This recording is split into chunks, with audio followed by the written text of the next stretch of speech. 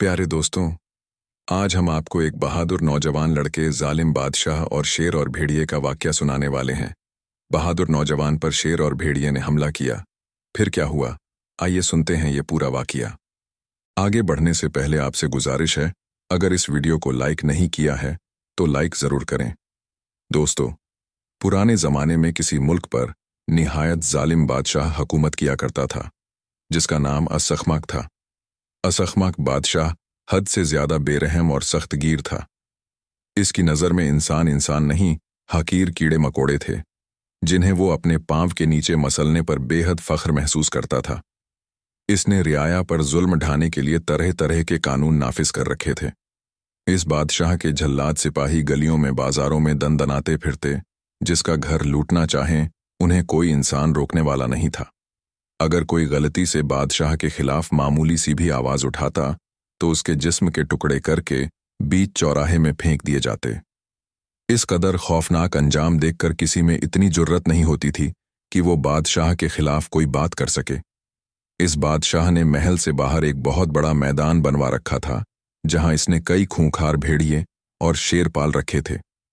इसका जब दिल चाहता, इसके हुक्म से जल्लाद सिपाही शहर में से 2-3 ताकतवर और मजबूत जिस्मों वाले नौजवानों को पकड़ लाते और उन्हें इस खुले मैदान में छोड़ दिया जाता, और इन पर शेर या खूंखार भेड़िए छोड़ दिए जाते और इन नौजवानों को हुक्म दिया जाता कि अगर वो अपनी जान बचाना चाहते हैं तो इन खूंखार भेड़ियों या शेरों का मुकाबला करें। अगर वो इन भेड़ियों या शेर का खात्मा कर दें तो उनकी जानें बच सकती हैं, वरना शेर और भेड़िए इन्हें चीर फाड़ कर रख देंगे। मौत के खौफ से कई जवान इन शेरों और भेड़ियों का मुकाबला करते। उन्हें कोई हथियार न दिया जाता था, इसलिए शेर और भेड़िए चंद ही लम्हों में इनको चीर फाड़ कर रख देते। ये दहशतनाक मंजर देखकर बेरहम और जल्लाद बादशाह बेहद खुश होता था। बादशाह का एक खास मुहाफिज भी था, जिसका नाम जमरूक था। जमरूक एक निहायत मजबूत और लंबे जिस्म वाला इंसान था। शक्लो सूरत से वो निहायत जालिम, खतरनाक और लड़ाका इंसान नजर आता था। असल में वो गूंगा और बहरा भी था, इसलिए वो सिर्फ बादशाह के इशारों को ही समझता था। वो किसी इंसान को अपने सीने से लगाकर वो इस कदर दबाता था कि इंसान की हड्डियां टूट फूट कर रह जाती थीं। इसी मुल्क की एक बस्ती में गरीब किसान भी रहा करता था, जिसका एक ही बेटा था, जिसका नाम साहिर था। साहिर अपने नाम की तरह बेहद खूबसूरत, हंसमुख और दिलेर लड़का था। बस्ती में होने वाले सालाना मुकाबलों में वो भरपूर हिस्सा लेता था। पूरी बस्ती में इससे ज्यादा फुर्तीला, तेज, बहादुर नौजवान कोई नहीं था। शमशीर जनी, तीरंदाजी, नेजाबाजी, घुड़सवारी, हत्ता कि वो चाकू जनी में भी इस कदर महारत रखता था कि अगर वो आंखें बंद करके किसी उड़ते हुए परिंदे पर चाकू फेंके तो उसका निशाना नहीं चूकता था। पूरी बस्ती में उसके मुकाबले का कोई बहादुर नौजवान ना था। इसी वजह से सारी बस्ती के लोग साहिर को शहजादा साहिर कहकर पुकारते थे। एक रोज साहिर बस्ती के खेत में अपने दोस्तों के साथ बातें कर रहा था कि एक शख्स बड़े घबराए हुए अंदाज में भागता हुआ वहां आया। उसने कहा, बस्ती में जल्लाद बादशाह के सिपाही आ गए हैं। इसकी बात सुनकर जैसे सबको सांप सूंघ गया और वो सब जल्दी से उठ खड़े हुए और कहने लगे, क्या कहा बस्ती में जल्लाद सिपाही आ गए हैं? क्या तुम सच कह रहे हो? साहिर के दोस्तों ने कहा, अब क्या होगा? सुना है जल्लाद बादशाह की फौज बेहद जालिम और खतरनाक है। साहिर ने सर हिलाते हुए कहा, हाँ, सुना तो मैंने भी ऐसा ही है। आओ देखते हैं। तो उसके दोस्त कहने लगे, क्या कह रहे हो साहिर? बेवकूफी की बातें मत करो। तुम इन सिपाहियों की तरफ जाने की बात कर रहे हो। अगर इन सिपाहियों ने तुम्हें पकड़ लिया तो जानते हो क्या होगा? वो तुम्हें मौत के मैदान में ले जाएंगे, जहां भूखे आदमखोर शेर और खूंखार भेड़िए एक लम्हे में तुम्हें चीर फाड़ कर रख देंगे। तो साहिर कहने लगा, एक अरसे से मेरी यही तमन्ना थी कि जल्लाद बादशाह के सिपाही इस बस्ती में आए। जिस तरह वो दूसरे लोगों को उठाकर ले जाते हैं, इसी तरह वो मुझे भी अपने साथ ले जाएं, देखूं तो सही इस बादशाह और इसके सिपाहियों में कितना दमखम है। लेकिन हमें पहले बस्ती की खबर लेनी चाहिए। कहीं जालिम सिपाहियों ने वहां ऊधम ना मचा रखा हो। उन्होंने अपने करीब रखे हुए मजबूत डंडे और लाठियां उठा लीं और तेजी से बस्ती की तरफ चल पड़े। बस्ती में हर तरफ डर का आलम था। लोग सिपाहियों के खौफ से अपने अपने घरों में जा दबके थे। साहिर और उसके दोस्त बस्ती में आए तो उन्होंने देखा कि एक तरफ से 4 सिपाही घोड़ा दौड़ाते हुए इनके सामने आ गए। उन्होंने नंगी तलवारें सौंत रखी थीं। कुछ सिपाहियों के हाथों में नेज़े थे। उन्हें देखकर साहिर के सारे दोस्त वहां से रफू चक्कर हो गए। साहिर ने उन्हें आवाजें दी, मगर झल्लाद सिपाहियों को देखकर वो कैसे रुकते। साहिर को इनकी बुज़दिली पर बहुत गुस्सा आया, मगर खून के घूंट भरकर रह गया। एक सिपाही ने नेज़े की नोक साहिर की पुश्त से लगा दी और कहा, नौजवान, तुम्हें हमारे साथ जाना होगा। अगर मैं इनकार कर दूं तो फिर? तो सिपाही ने सख्ती से कहा, बादशाह के सिपाहियों के सामने तुम्हें इनकार करने की जुर्रत हो सकती है।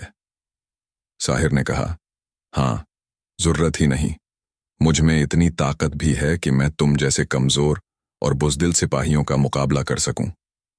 अगर तुम में हिम्मत है तो मुझे जबरदस्ती अपने साथ ले जाकर दिखाओ। इसकी बात सुनकर सिपाहियों के चेहरे गुस्से से सुरख हो गए। साहिर ने उन्हें गुस्सा दिलाते हुए कहा, तुम लोगों ने इस बस्ती में आकर अपनी जिंदगी की सबसे बड़ी गलती की है। मुझे आओ पकड़ो। इसकी बात सुनकर सिपाही सचमुच तैश में आ गए और एक एक करके साहिर से लड़ने के लिए आते रहे। अब 4 सिपाही थे और एक एक करके आए तो साहिर ने उन्हें धूल चटा दी और 3 को खत्म कर दिया। इनमें से एक सिपाही बाकी बचा था, जो निहायत खौफजदा निगाहों से साहिर की जानिब देख रहा था। साहिर बोला, तुम्हारा क्या इरादा है? मुकाबला नहीं करोगे मेरा? आओ मारो मुझे। वो सिपाही कहने लगा, तुमने बादशाह के सिपाहियों को मारकर अच्छा नहीं किया। अब बादशाह इस बस्ती को नहीं छोड़ेगा। और घोड़ा मोड़कर तेजी से एक तरफ भागता चला गया। गुस्से से साहिर ने उस पर खंजर फेंकना चाहा, मगर फिर न जाने क्यों इसका हाथ रुक गया। इसने नफरत से जमीन पर गिरे हुए मुर्दा सिपाहियों की जानिब देखा और खून आलूदा खंजर उसने एक तरफ फेंक दिया और जोर जोर से कहने लगा, बस्ती वालों, अपने अपने घरों से बाहर निकलो। मैंने जालिम बादशाह के झल्लाद सिपाहियों को मार भगाया है। इनकी लाशें तुम अपनी आंखों से देख लो। तुम लोगों ने ही बादशाह और इसके सिपाहियों को सरों पर चढ़ा रखा है। अगर तुम सब एक हो जाओ तो बादशाह तो क्या, तुम इसकी सारी फौज का खात्मा कर सकते हो। उसकी आवाज पर घरों के दरवाजे खुलने लगे। लोगों के चेहरों पर सिपाहियों की मौत पर खुशी के बजाय और बेपनाह घबराहट तारी थी, जैसे इन सिपाहियों की मौत पर उन्हें जरा भी खुशी ना हुई हो। बस्ती के एक बूढ़े इंसान ने, जो बूढ़ा साहिर से जलता था, उसने निहायत परेशान लहजे में कहा, ये तुमने क्या किया साहिर? सिपाही सिर्फ बस्ती का चक्कर लगाने के लिए आए थे। तुमने इनसे टक्कर लेकर अच्छा नहीं किया। तुमने इस बस्ती में इन 3 सिपाहियों का खून बहाया है। अब इस बात की खबर जब झल्लाद बादशाह को होगी तो वो इस बस्ती पर फौज लेकर चढ़ाई कर देगा और फिर हर तरफ खून की नदियां बहने लगेंगी। साहिर ने कहा, आलम बाबा, आप लोग खामखा परेशान हो रहे हैं। झल्लाद बादशाह अगर बस्ती में फौज भेजेगा तो भेजता रहे। हम लोगों ने भी कोई चूड़ियां नहीं पहन रखी। अगर आप सब लोग मेरा साथ दें तो फौज हमारा कुछ भी नहीं बिगाड़ सकेगी। बूढ़ा कहने लगा, तुम चाहते हो हम फौज का मुकाबला करें? मुकाबला करने के लिए हमारे पास हथियार है क्या? इस बस्ती में तुम्हारे साथ कितने लड़ाका होंगे? 100-200 बस। झल्लाद बादशाह के सिपाही हजारों की तादाद में हैं। कब तक इनका मुकाबला करोगे? चंद ही लम्हों में वो तुम्हें पीस कर रख देंगे।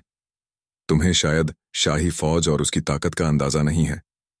साहिर मुस्कुराते हुए कहने लगा, आलम बाबा, आप एक मर्तबा मेरी बात तो सुन लें, फिर आप फैसला करें कि मैं गलत कह रहा हूं या सही। तो गांव का एक आदमी बोला, वाकई हमें शहजादा साहिर की बात सुन लेनी चाहिए।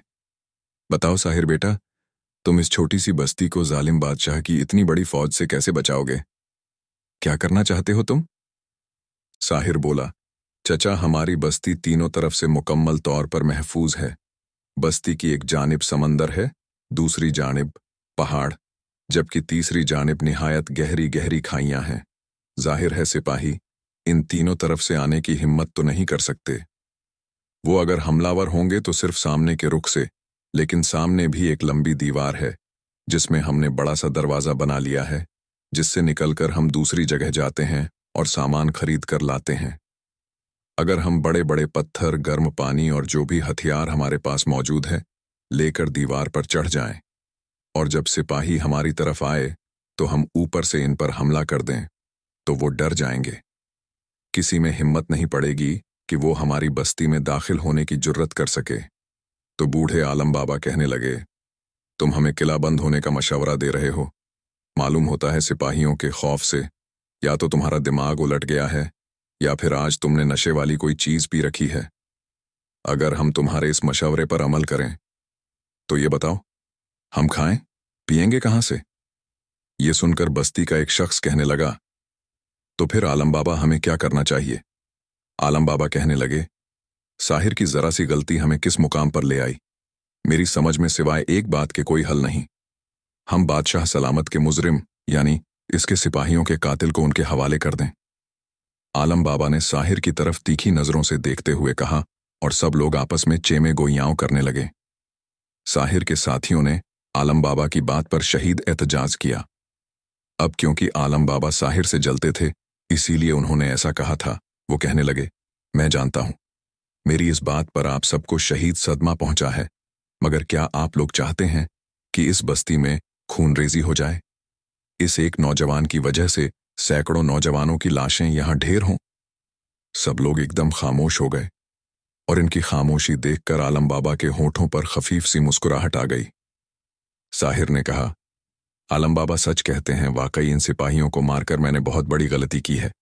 मेरी वजह से यहां खून खराबा हो या आप लोग किसी मुसीबत का शिकार हो, यह मुझे मंजूर नहीं होगा। आलम बाबा का फैसला बिल्कुल सही है। अगर मुझे इन सिपाहियों के हवाले कर दिया जाए तो आप सब जल्लाद बादशाह से बच सकते हैं। और रही बात मेरी, तो इसकी आप फिक्र ना करें।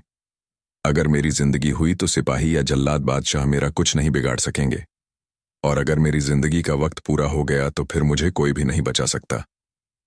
अचानक गांव वालों को बहुत दूर से घोड़ों की टापों की आवाजें सुनाई देने लगीं। घोड़ों की टापों की आवाजें सुनकर वहां पर मौजूद हर शख्स का चेहरा सत हो गया और उनकी आंखों में बेपनाह खौफ उभर आया। घोड़ों की टापों की आवाजें जैसे जैसे करीब आती जा रही थीं कि अचानक साहिर के दिमाग में एक झमाका सा हुआ और उसे वो ख्वाब याद आने लगा जो मुसलसल कई रातों से वो देख रहा था। आने वाले सिपाहियों की तादाद 100 के करीब थी। वो सब के सब गुस्से में थे। इनके चेहरों पर शहीद गुस्सा और नफरत दिखाई दे रही थी। बहुत से लोग इन सिपाहियों को देखकर अपने अपने घरों में भाग गए और जो भाग न सके वो अपनी अपनी जगहों पर खड़े थर थर कांप रहे थे। सिपाहियों ने बस्ती का घेराव कर लिया। इन सिपाहियों के साथ बादशाह का एक खास लंबा चौड़ा मजबूत जिस्म वाला सिपाही भी आया था जो देखने में काफी लंबा चौड़ा और मजबूत दिखाई दे रहा था। इधर बस्ती वाले पहले ही फैसला कर चुके थे कि साहिर को बादशाह के हवाले कर दिया जाएगा, तो इसीलिए साहिर ने उनसे कोई लड़ाई झगड़ा नहीं किया और उनके साथ जाने के लिए तैयार हो गया। उस लंबे चौड़े मजबूत जिस्म वाले बादशाह के खास सिपाही ने कहा, ले चलो इसे। और हां बस्ती वालों, आइंदा अगर तुम में से किसी ने हमारे सिपाहियों की तरफ आंख उठाने की भी जुर्रत की तो याद रखना, मैं इस सारी बस्ती को तहस नहस करके रख दूंगा। तुम्हारे सूरमा का जो हाल होगा उसकी तुम्हें बहुत जल्द खबर हो जाएगी। और फिर सिपाही साहिर को लेकर चल पड़े। कुछ ही देर में वो साहिर को लेकर बस्ती से निकल गए और बादशाह के सामने ले जाकर एक बड़े थंब से बांध दिया। बादशाह ने उसे देखा तो जोर से हंसने लगा। साहिर के जिस्म पर जा बजा जख्मों के निशान दिखाई दे रहे थे। इसके कपड़े भी जगह जगह से फटे हुए थे। उसे कोड़ों से पीटा गया था। एक तरफ एक झल्लाद हाथ में कोड़ा लिए निहायत मोदवाना अंदाज में खड़ा था। बादशाह ने कहा, तो ये साहिर हमारे सामने घुटने टेकने से इनकार कर रहा है। उसे ये मंजूर नहीं कि ये हमारा गुलाम बने। क्यों नौजवान, क्या तुम्हें अपनी जान बिल्कुल अजीज नहीं? तुमने हमारे वफादार सिपाहियों को हलाक किया है। हमने परवाह न की और तुम्हें कहा कि तुम हमारे गुलाम बन जाओ। हम तुम्हें अपनी बहादुर फौज में एक अहम ओहदा देंगे, मगर तुम नहीं मानते। तुमने हमें बुरा भला कहा, हमें जल्लाद बादशाह कहा। हम तुम जैसे बहादुर सुरमाओं को अपने भूखे शेरों या खूंखार भेड़ियों के आगे डाल देते हैं। ना जाने क्यों हमें तुम पर रहम आ रहा है। हम तुम्हें आखिरी मौका दे रहे हैं, हमारी बात मान जाओ वरना। ये कहते कहते बादशाह रुक गया, जैसे वो साहिर के तासुरात देखना चाहता हो। साहिर ने गुस्से से होंठ भींचते हुए गुस्सीले लहजे में कहा, वरना क्या जल्लाद बादशाह तो मुझे भी दूसरे लोगों की तरह अपने भूखे भेड़ियों और शेरों के आगे ढाल दोगे? मुझे कोई परवाह नहीं, अभी मेरे बाजुओं में इतना दमखम है, मैं 100 भूखे शेरों और खूंखार भेड़ियों को हलाक कर सकूं। बादशाह ने इसकी बात सुनकर हंसते हुए कहा, तुम 100 शेरों और खूंखार भेड़ियों का मुकाबला करोगे? ओह, हो सुना तुमने, ये दुबला पतला सा नौजवान शेरों और भेड़ियों का मुकाबला करेगा। साहिर ने कहा, हाँ, मैं शेरों और भेड़ियों का मुकाबला करूंगा। जल्लाद बादशाह, मुझे बताओ, अगर मैं तुम्हारे शेरों और भेड़ियों को हलाक कर दूं तो तुम मुझे क्या इनाम दोगे? वजीर आजम ने आगे बढ़कर कहा, तुम्हारा दिमाग तो नहीं चल गया नौजवान? बादशाह सलामत तुम्हें इज्जत और मर्तबा देने के बारे में कह रहे हैं और तुम जिंदगी के बजाय मौत को तरजीह दे रहे हो। भला तुम शेरों और खूंखार भेड़ियों का किस तरह मुकाबला कर सकते हो? साहिर बोला, गीदड़ की 100 साला जिंदगी से शेर की एक दिन की जिंदगी बेहतर है। मुझे तुम जैसे जालिम हुक्मरानों की गुलामी हरगिज कबूल नहीं। मैं जीऊंगा भी शेरों की तरह और मरूंगा भी शेरों की तरह। तुम बुजदिलों की तरह मारना चाहते हो तो अभी बेशक मेरा सर कलम कर दो, वरना मुझे मौका दो कि मैं तुम लोगों को खत्मा कर सकूं। ये सुनकर बादशाह हैरान होकर बोला, ये नौजवान हमारे ख्यालों से कहीं ज्यादा ही दलेर है। न जाने क्यों हमारा दिल इस नौजवान के लिए तरस खा रहा है। ठीक है, अगर ये हमारे भूखे शेरों का निवाला ही बनना चाहता है तो ऐसे ही सही। कल सुबह मौत के मैदान में हम और रियाया इसकी मौत का मंजर देखेंगे। फिलहाल इसे जिंदान में डाल दिया जाए।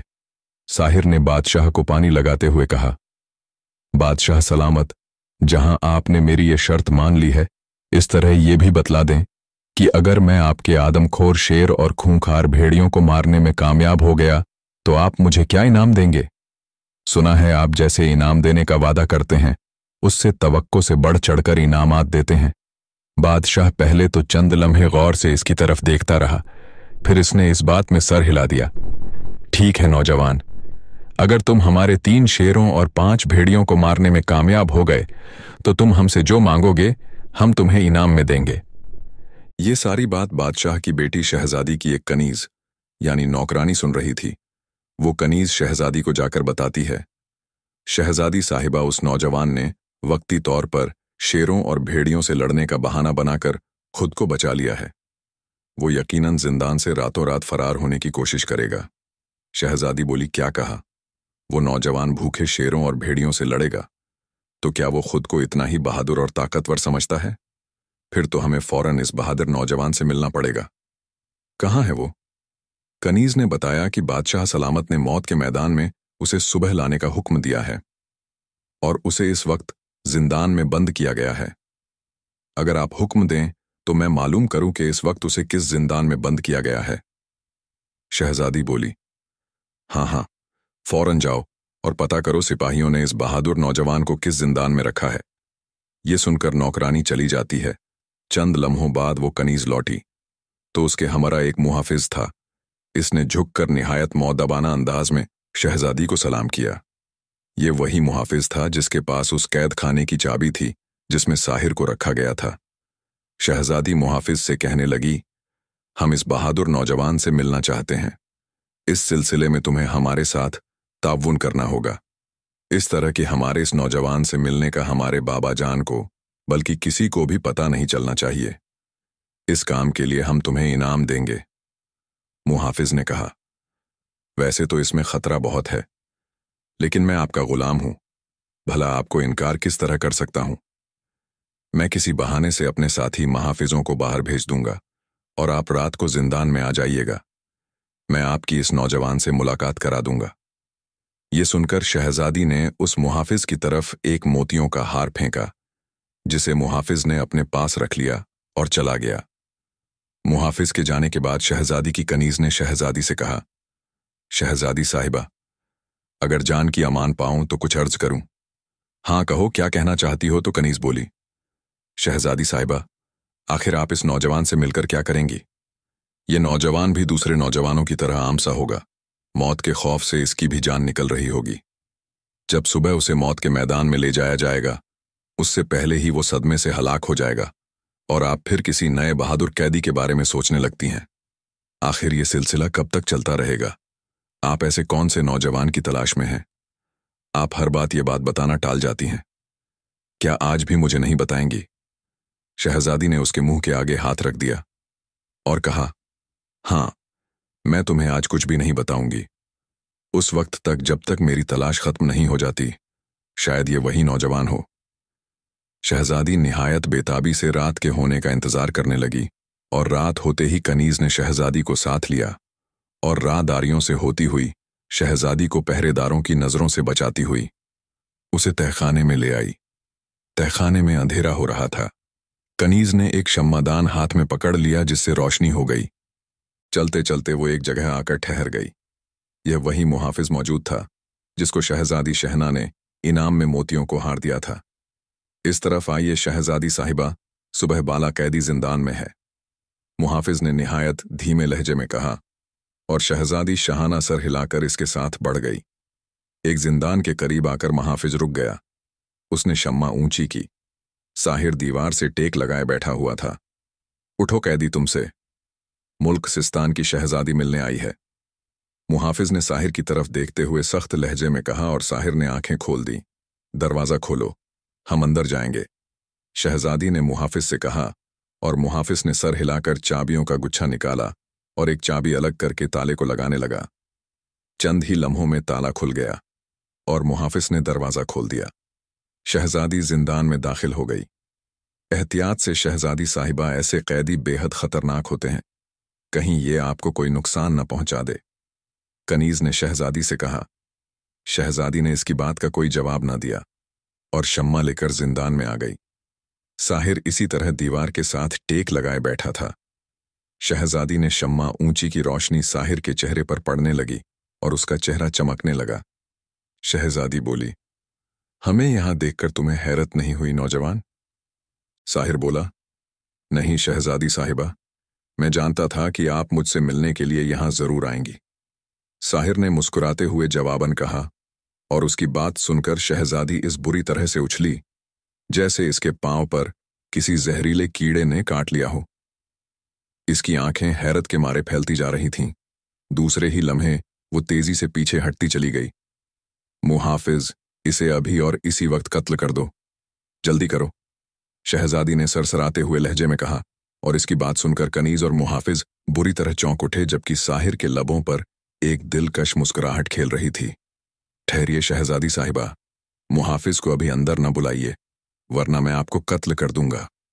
साहिर ने अचानक उछलकर शहजादी की गर्दन पकड़ ली। मुहाफिज और कनीज जिंदान में आ चुके थे।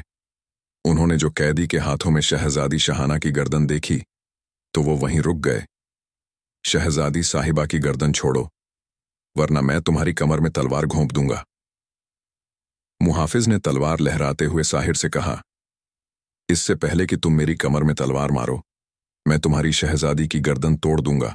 अगर तुम अपनी शहजादी की जान बचाना चाहते हो तो पीछे हट जाओ, मैं इस जिंदान से निकलना चाहता हूं, साहिर ने बेहद सख्त लहजे में कहा। साथ ही इसने शहजादी की गर्दन पर दबाव डाला। शहजादी के मुंह से दबी दबी चीख निकल गई। हम कहते हैं, हमारी गर्दन छोड़ दो वरना तुम्हारे लिए अच्छा नहीं होगा, शहजादी शहाना ने बुरी तरह से मचलते हुए कहा। मेरे लिए क्या अच्छा होगा और क्या बुरा? अगर मैंने ये सोचा होता तो मैं यहां तक आता ही क्यों? शहजादी साहिबा, मेरे पास ज्यादा वक्त नहीं है, इन दोनों से कहो कि जैसा मैं कहूं वैसा ही करें वरना। शहजादा साहिर कहते कहते जोर से शहजादी की गर्दन दबाई। हट जाओ, हट जाओ, मेरी गर्दन, ये वाकई मेरी गर्दन तोड़ देगा। हमारा ख्वाब सच्चा हो गया, यही वो कातिल है जो हमारे बाबा जान की हलाकत का वाइस बनेगा।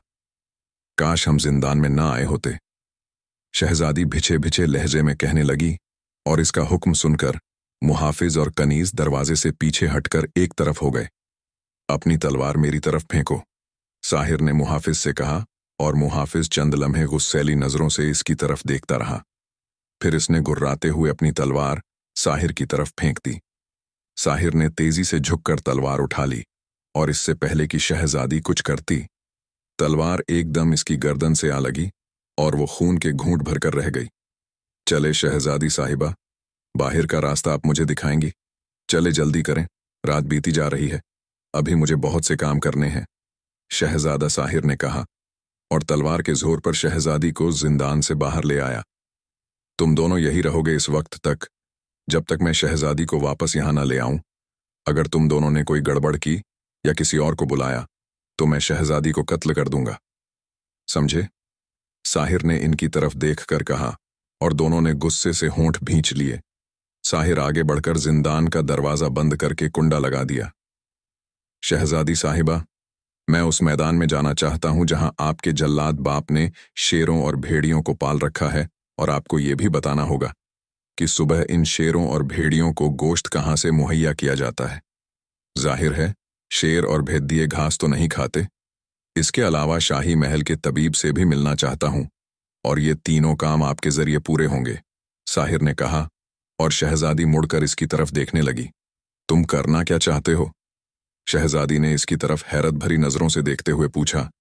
बस देखती जाइए शहजादी साहिबा, मेरा नाम साहिर है और मैं आपके जल्लाद बाप के पालतू कुत्तों पर ऐसा सहर करूंगा कि सुबह मौत का मैदान सचमुच इनके लिए मौत का मैदान बन जाएगा और वो मेरा बाल भी बांका नहीं कर सकेंगे। ये तो अच्छा हुआ कि जिंदान में आप आ गई, वरना मुझे किसी बहाने से किसी मुहफिज को गिरफ्त में लेकर ऐसा करना पड़ता, साहिर ने मुस्कुराते हुए कहा। और शहजादी ने होंठ भींच लिए। मगर तुम्हें कैसे पता चला कि मैं तुम्हारे पास जिंदान में आने वाली हूं, जबकि मैं तो तुम्हें कई बार ख्वाब में देख चुकी हूं कि तुम अब्बा जान के कैद खाने में आओगे और तुम इनके पालतू शेरों और भेड़ियों को काबू कर लोगे। बस इसी ख्याल से मैं जिंदाद में कैद होने वाले हर कैदी से मिलती हूं और उसे पहचानने की कोशिश करती हूं, और तुम्हें मैंने पहचान लिया था, इसीलिए मैंने मुहाफिज को तुम्हें मारने का हुक्म दिया था। मगर अफसोस, तुम जरूरत से कुछ ज्यादा ही चालाक साबित हुए हो। इसके बाद सबसे पहले वो शाही तबीब के पास गए। साहिर ने इसकी गर्दन पर तलवार रखकर उसमें नशे वाला सकूफ हासिल किया। फिर वो ऐसे शख्स के पास पहुंचे जो शेरों और भेदियों को गोश्त वगैरह खिलाता था। शहजादा साहिर ने शहजादी को हुक्म दिया कि वो इस शख्स से कहे कि जब सुबह वो गोश्त शेरों और भेड़ियों तक ले जाए, इसमें उस बूटी को पीसकर मिला दे।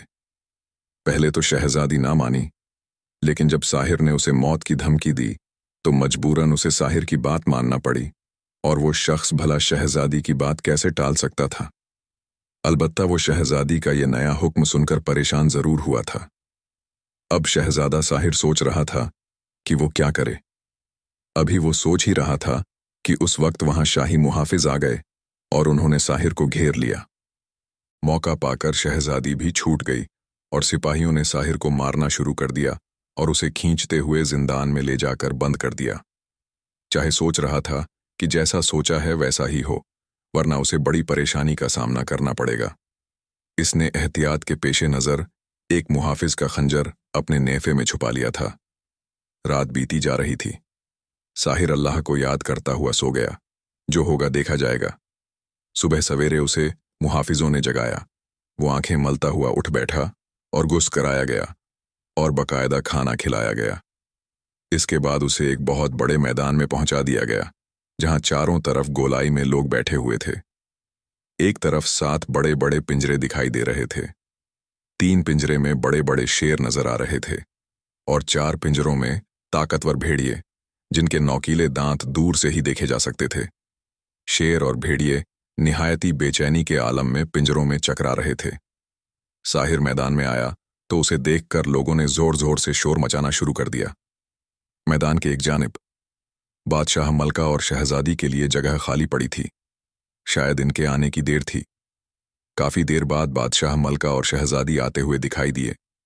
उन्हें देखकर लोग खामोश हो गए और वहां ऐसी खामोशी छा गई कि सुई गिरे तो उसकी आवाज भी आ जाए। शहजादी को देखकर साहिर परेशान हो गया और एक अनजाने खतरे के तहत इसका दिल धड़क उठा। जल्लाद बादशाह और शहजादी बड़े गौर से साहिर की तरफ देख रहे थे। क्यों नौजवान, तुम्हें अपनी जहानत पर इतना ही फख्र था कि तुमने हमारी बेटी को यरगमाल बनाने की कोशिश की कि तुम हमारे पालतू शेरों और भेड़ियों को नुकसान पहुंचा सको और वो तुम्हारे मुकाबले पर ना आ सके और तुम आसानी से उन्हें जेर कर लो। लेकिन तुम्हारी सारी चालाकी धरी की धरी रह गई। तुमने हमारी बेटी को बेहोश कर दिया था, मगर इसने होश में आते ही हमें सब कुछ बता दिया। हम चाहते तो तुम्हारी इस गुस्सा खाना हरकत पर रात को ही तुम्हारी गर्दन उड़ा देते। मगर हमने ऐसा नहीं किया, और तुम्हें ये बता दें कि हमारे शेर और भेड़िए दोनों ही रात से भूखे हैं। ये तुम्हें हलाक करेंगे, फिर इन्हें इनकी खुराक मुहैया की जाएगी। अब ये तुम्हारे इख्तियार में है कि तुम इनमें से किस जानवर के हाथों मरना पसंद करोगी, शेरों के या भेड़ियों के। अगर तुम्हारी ख्वाहिश हो तो तुम्हारे मुकाबले एक शेर या एक भेड़िए को भी लाया जा सकता है। हालांकि हम अपने दुश्मनों पर शेर और भेड़िए एक साथ छोड़ते हैं। साहिर बोला, बादशाह सलामत, मैंने एक कोशिश की थी जो नाकाम हो गई। बहरहाल मुझे इस पर कोई मलाल नहीं, ये आपकी मर्जी है कि आप मुझ पर एक शेर छोड़े या एक भेड़िया। मैं तो इनका मुकाबला करूंगा। मारा गया तो कोई बात नहीं, लेकिन अगर इनको मैंने हलाक कर दिया तो आपको अपना वादा भी पूरा करना पड़ेगा जिसका आपने वादा किया था। हाँ हाँ, हमें याद है। यूं भी हम मरते हुए इंसान की आखिरी ख्वाहिश जरूर पूरी करते हैं। बताओ, तुम्हारी आखिरी ख्वाहिश क्या है? हम वादा करते हैं कि हम तुम्हारी ख्वाहिश जरूर पूरी करेंगे। अगर तुम जिंदा रहे। तब जल्लाद बादशाह ने मुस्कुराते हुए कहा। साहिर ने ऊंची आवाज में कहा, एक दिन की बादशाहत। और उसकी बात सुनकर ना सिर्फ बादशाह बल्कि वहां पर मौजूद दूसरे लोग भी हैरान रह गए। क्या कहा, एक दिन की बादशाहत? यानी अगर तुम बच गए और तुमने इन दरिंदों को हलाक कर दिया तो तुम एक दिन के लिए बादशाह बनोगे? जल्लाद बादशाह ने हैरत भरे लहजे में कहा, जी हां बादशाह सलामत, मेरी ख्वाहिश है कि मैं किसी मुल्क का बादशाह बनूं, चाहे एक दिन के लिए ही क्यों ना बनूं। अगर आप मेरी ये ख्वाहिश पूरी कर देंगे तो मेरे दिल में कोई हसरत ना रहेगी। हमें तुम्हारी ये शर्त मंजूर है, मगर इसके लिए तुम्हें फिर इन दरिंदों का ही नहीं, हमारे एक शेर दिल से भी मुकाबला करना होगा। और इस शेर दिल का नाम जमरूक सिपाही है। दोस्तों, ये वही सिपाही था जिसके बारे में हमने आपको शुरू में बताया। बादशाह कहता है, अगर तुमने इसे भी शिकस्त दे दी तो एक दिन के लिए नहीं, हम तुम्हें पूरे 7 दिन के लिए बादशाह बनाएंगे और तुम्हें हर सहूलत फराहम की जाएगी। ठीक है, अगर आप वादा करते हैं तो मुझे आपकी ये शर्त भी मंजूर है, साहिर ने जवाब दिया। और जल्लाद बादशाह ने हाँ में सर हिला दिया। हमें अपने इन जानवरों से बेहद मोहब्बत है। हम नहीं चाहते कि हमारे इन जानवरों को तुमसे कोई नुकसान पहुंचे, इसलिए तुम्हें इनका खाली हाथों से मुकाबला करना होगा। हमें शहजादी ने बताया था कि तुमने एक मुहाफिज का खंजर अपने नेफे में छुपाया था। अगर ये सच है तो खंजर मैदान से बाहर उछाल दो, लिहाजा अब तुम मुकाबले के लिए तैयार हो जाओ। जल्लाद बादशाह ने कहा, और साहिर ने चंद सोचने के बाद सर हिला दिया और नेफे में छुपाया हुआ खंजर निकालकर दूर उछालकर फेंक दिया, जिसे एक पहरेदार ने उठाकर मैदान से बाहर निकाल लिया। मैदान के चारों तरफ जंगले नस्ब थे ताकि कोई दरिंदा मैदान से बाहर ना निकल सके, और जंगले पर नुकीले कांटे भी लगे हुए थे ताकि कोई इंसान इन दरिंदों से बचने के लिए जंगले पर ना चढ़ जाए। साहिर निहायत गौर से देख रहा था। वो दिल ही दिल में लड़ाई का नक्शा बना रहा था। अचानक एक भेड़िए के पिंजरे का दरवाजा खोल दिया गया और उसमें चकराता हुआ भेड़िया गुर्राता हुआ पिंजरे से बाहर आ गया। साहिर होशियार हो गया। भेड़िया शायद जरूरत से कुछ ज्यादा ही भूखा मालूम होता था। पिंजरे से बाहर निकलते ही वो गुर्राता हुआ सीधा साहिर की जानिब आया। साहिर होशियार था। जूं ही भेड़िया इस पर हमलावर हुआ, साहिर ने घूमते हुए पांव की एक जोरदार ठोकर इसके मुंह पर मारी। एक लम्हे के लिए भेड़िया उलट गया, लेकिन वो फिर तेजी से उठ गया और बुरी तरह गुर्राता हुआ साहिर पर झपट पड़ा। मगर साहिर के हाथ पांव इस कदर तेजी से चल रहे थे कि भेड़िए को संभलने का मौका ही नहीं मिल रहा था। पूरे मैदान में गहरा सकूत तारी था। लोग और बादशाह हैरजदा अंदाज में साहिर की फुर्तियां देख रहे थे। भेड़िया इंतहाई खौफनाक अंदाज में साहिर पर झपट रहा था। साहिर ने उछलते हुए भेदिए की कमर पर जोरदार घूंसा मारा। भेड़िया फिजा में उछला और घूमता हुआ जंगले से जा टकराया। उसके हलक से निकलने वाली गुर्राहट बेहद तेज थी। इससे पहले कि वो उठता, साहिर तेजी से आगे बढ़ा और इसने गिरे हुए भेड़िए की पिछली एक टांग पकड़ी और दूसरे हाथ से इसके कमर के बाल पकड़कर जोर से जंगले पर दे मारा। इस बार भेड़िए का सर जंगले से पूरी ताकत से टकराया था, जिसकी वजह से इसका सर फट गया। साहिर घुमा घुमाकर भेड़िए को जंगले पर मारने लगा। जैसे धोबी कपड़ा धोते हुए जोर जोर से पत्थर पर मारता है। यहां तक कि भेड़िए का सिर इतनी बुरी तरह से फट गया कि इसका भेजा बाहर निकल आया। तब साहिर ने मुर्दा भेड़िए को एक तरफ उछाल दिया और गहरी सांस लेते हुए बादशाह और शहजादी की जानिब देखने लगा, जो दांतों में उंगलियां दबाए हैरत से इसकी जानिब देख रहे थे। उसी वक्त कड़क की जोरदार आवाज सुनकर साहिर चौंक उठा। इसने पलट कर देखा कि एक पिंजरे का दरवाजा खोल दिया गया था, जिसमें से एक शेर दहाड़ता हुआ बाहर निकला। साहिर उसका मुकाबला करता रहा और अपनी महारत से और फुर्ती से उसे भी मार दिया। और अब वह बुरी तरह से थक गया था, और इतने में ही उसके ऊपर दो जानवर एक साथ छोड़ दिए गए, एक भेड़िया और एक शेर। मगर वह भेड़िया और शेर भूखे थे, इसलिए आपस में ही लड़ने लगे। दरिंदों को आपस में लड़ते देखकर जल्लाद बादशाह ने साहिर से कहा। साथ ही इसने एक मुहाफिज को इशारा किया, जो नेजा लेकर जंगले के पास आया और नेजा लहरा लहरा कर साहिर को डराने लगा, वो पिंजरे से पीछे हट जाए। साहिर एक लम्हे के लिए तो पीछे हट गया, मगर फिर इसने घूमते हुए तेजी से नेजे पर हाथ डाल दिया। साथ ही इसने जोरदार झटका दिया और मुहाफिज के हाथ से नेजा निकल गया। अरे अरे, ये क्या नौजवान, मुहाफिज का नेजा वापस करो। तुम्हें इन दरिंदों का खाली हाथ मुकाबला करने को कहा गया था। तो साहिर बोला, आपने एक एक दरिंदे को मुझ पर छोड़ने का वादा किया था, फिर गुस्से में आकर आपने मुझ पर सारे दरिंदे एक साथ छोड़ दिए। अगर आप वादा खिलाफी कर सकते हैं तो फिर मैं भी ऐसा ही करूंगा, मैं ये नेजा वापस नहीं करूंगा। साहिर ने चीख कर कहा और नेजा लेकर एक भेड़िए पर झपट पड़ा। दो ही वार से भेड़िया ढेर हो गया और गिर पड़ा। अब तो उसके पास नेजा आ गया था, इसीलिए एक शेर ही बचा था। उसने नेजे से हमला करके शेर को भी हल्लाक कर दिया। ये देखकर लोग जोर जोर से तालियां बजा रहे थे। साहिर ने पलटकर जल्लाद बादशाह और शहजादी की तरफ देखा। शहजादी खामोश बैठी फटी फटी आंखों से साहिर को देख रही थी, जबकि जल्लाद बादशाह गुस्से से मुट्ठियां और होंठ भींच रहा था। वो अपनी जगह से एक झटके से उठकर खड़ा हो गया। मुहाफिजों ने जंगले का दरवाजा खोला और साहिर को मैदान से बाहर ले आए। अभी वो कुछ ही आगे गया था कि अचानक इसके सामने जल्लाद बादशाह का मुहाफिज जमरूक आ गया। वो नेजा थामे निहायत गुस्सीले अंदाज में उसे घूर रहा था, क्योंकि साहिर जमरूक को देखकर घबरा गया था। वो बेहद गुस्से में दिखाई दे रहा था। वो साहिर की तरफ बढ़ा। साहिर तेजी से पीछे हटता चला गया। उसने एकदम साहिर पर हमला कर दिया। साहिर तेजी से कलाबाजी खाकर एक तरफ को हो गया। अब क्योंकि साहिर शेर और भेड़िए को धूल चटा चुका था, तो ये सिपाही क्या चीज थी। उसने अपनी महारत और फुर्ती से उसे भी हालत कर दिया और उसका सिर उतार लिया। बादशाह और दरबारी हैरत भरी और फटी फटी नजरों से जमरूक जैसे कड्ढियल नौजवान को बगैर सर के तड़पता हुआ देख रहे थे। ओह, ये कैसे हो गया? ये नहीं हो सकता। जमरूक नहीं मर सकता। पकड़ लो इस बदबख्त को और इसे किसी दहकती हुई आग में फेंक दो। इसके टुकड़े टुकड़े करके चील कौव्वों को खिला दो। जल्लाद बादशाह अपने खास मुहाफिज की मौत देखकर शदीद आपे से बाहर हो गया और होशो हवास खो बैठा। इसका हुक्म सुनकर सिपाही इसकी तरफ बढ़े, मगर उसी वक्त साहिर ने एक लंबी छलांग लगाई और जल्लाद बादशाह के करीब आ गया। इसने नेजे की नोक जल्लाद बादशाह के सीने से लगा दी।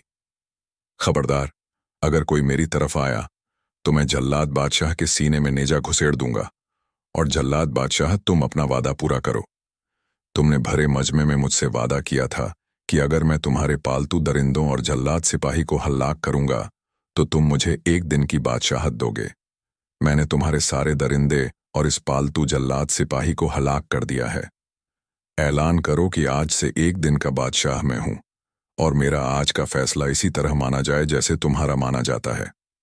साहिर ने पहले करीब आने वाले सिपाहियों और फिर बादशाह से मुखातिब होकर कहा, ठीक है, ठीक है, हमें मत मारो। हम ऐलान करते हैं, हर खासो आम के सामने ऐलान करते हैं कि तुमने हमारी शराइत पूरी की है।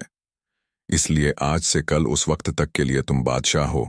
तुम्हारा हर हुक्म इसी तरह माना जाएगा जिस तरह हर बादशाह का हुक्म माना जाता है। वजीर आजम ने कहा, नौजवान, तुम बादशाह सलामत के सीने से निज़ा हटा लो। हमारे लिए तुम एक बादशाह की हैसियत रखते हो। हम तुम्हें किसी बादशाह का ही दर्जा देंगे और वही मुकाम देंगे जो इन बादशाह सलामत का है। वजीर ने कहा, और साहिर ने इसके लहजे में सच्चाई की बू देखकर नेजा पीछे कर लिया। साहिर को उम्दा लिबास पहनाया गया और उसे बादशाह का ताज पहनाया गया।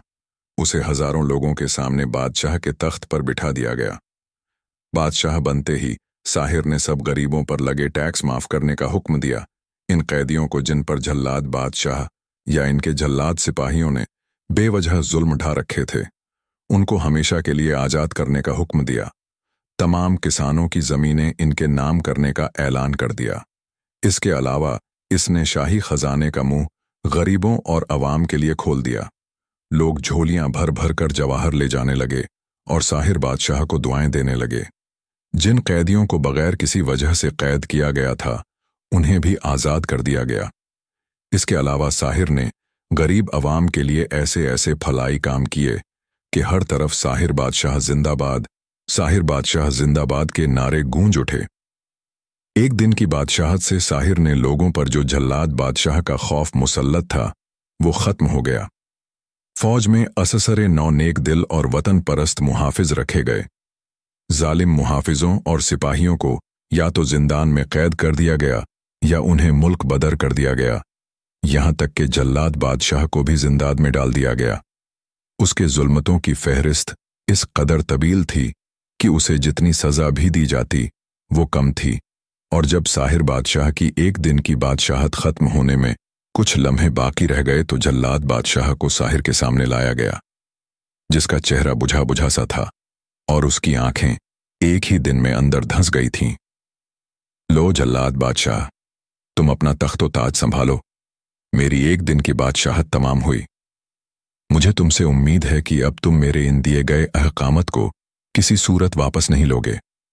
अगर तुम भी इस तरह नेक नीति से हुकूमत करो और रियाया की खिदमत को अपना शुआर बना लो, तो जिस तरह रियाया मुझे दुआएं देती है, इसी तरह वो तुम्हें भी चाहने लगेंगे। अब तुम मेरे साथ क्या सुलूक करते हो, ये तुम्हारी मर्जी है। चाहे जिंदा रखो, चाहे फांसी पर चढ़ा दो। साहिर ने पुरसर लहजे में कहा तो जल्लाद बादशाह का सिर शर्म से झुका हुआ था। साहिर ने तख्त छोड़कर जब ताज उसके सर पर रखा तो वो फूट फूट कर रो पड़ा। मुझे माफ कर दो साहिर बेटा, मैं बहुत बड़ी गलती पर था। मेरी आंखों पर जुल्म की स्याह पट्टी बंधी हुई थी। मैं समझता था कि जुल्म करके सबको अपना चाहने वाला बना लूंगा, मगर वो मुकाम कई बरसों में हासिल ना कर सका जो तुमने एक दिन की बादशाहत से हासिल कर लिया। लोगों की मोहब्बत, उनका प्यार, एतमाद, वो खुशी, इनके दिलों में जो तुम्हारे लिए चाहत है, मैं वो कभी नहीं हासिल कर सका बेटा। इस बादशाहत का मैं नहीं, हकीकत में तुम अहल हो। रियाया मुझे किसी सूरत कबूल नहीं करेगी। बेशक तुम लोगों से पूछ लो, बादशाह ने रोते हुए कहा, और दरबार में मौजूद लोग जोर जोर से साहिर बादशाह जिंदाबाद के नारे लगाने लगे। ये देखकर साहिर की खुशी की कोई इंतहा न रही। बादशाह ने अपना तख्तो ताज हमेशा के लिए साहिर के हवाले कर दिया। उसने शहजादी की शादी साहिर से करने का ऐलान कर दिया। चंद दिनों बाद साहिर की शादी शहजादी की रजामंदी जानने के बाद उससे कर दी गई और उसी रोज साहिर की बाकायदा ताजपोशी की गई और वो मुल्क सीस्तान का बादशाह बन गया। साहिर बादशाह अपने बूढ़े किसान बाप को भी महल में ले आया, जो इसके जाने पर पागलों जैसा हो गया था। मगर शाही तबीबों ने चंद ही रोज में इलाज करके उसे भला चंगा कर दिया और वो सब निहायत हंसी खुशी जिंदगी बसर करने लगे। दोस्तों, अगर आपने ये कहानी यहाँ तक देखी है और अगर आपको पसंद आई है तो लाइक करना बिल्कुल ना भूले। शुक्रिया।